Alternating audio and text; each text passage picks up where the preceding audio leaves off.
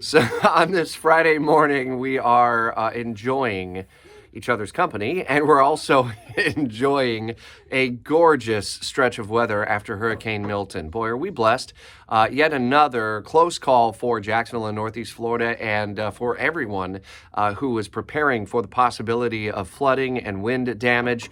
I think there's a collective sigh of relief yet again in the area. Now, it's not to say we did not have some brushes of dangers and issues in the immediate Northeast Florida area. We do still have some flooding on the St. Johns River, and parts of southern St. Johns County took on a lot of water. But the widespread concern of damage, thankfully, was pretty minimal, and yet another manageable impact from a hurricane. Totally different story for our friends and neighbors and colleagues in Central Florida.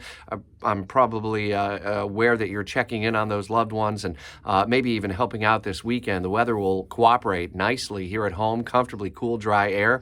And the farther south you go on I-4, if you're going to be checking in with friends and family in Sanford and Orlando and through Lakeland and Polk County and out toward St. Pete, Clearwater, Tampa, it'll be mild but dry, a chance to dry out and the floodwaters to recede. Continuing to follow the efforts statewide to assist those who are in need. There have been so many water rescues. Sadly, the death toll is climbing as well. Well over a dozen at last check. We've heard numbers fluctuating between 14 and 17, and state officials continue their efforts to find loved ones.